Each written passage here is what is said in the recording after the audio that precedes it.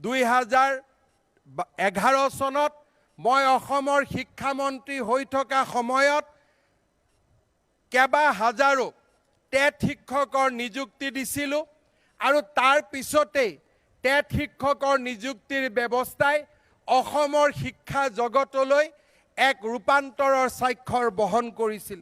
আজিৰ এই তিৰংগ পতাকাৰ তলত থিয় হৈ অসমৰ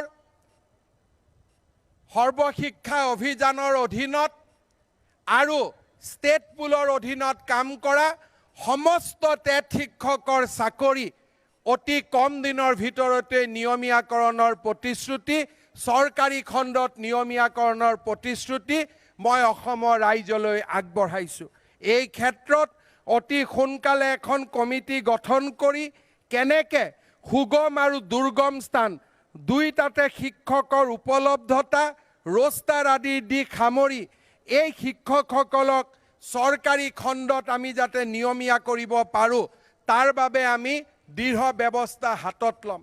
হাইস্কুলত কাম কৰি থকা কণ্ট্ৰেকচুৱেল শিক্ষকসকলৰ চাকৰিও আমি নিয়মীয়াকৰণৰ বাবে ফলপ্ৰসূ ব্যৱস্থা খুব কম দিনৰ ভিতৰতে গ্ৰহণ কৰাৰ প্ৰতিশ্ৰুতিও মই এই মঞ্চতে থিয় হৈ আগবঢ়াইছোঁ।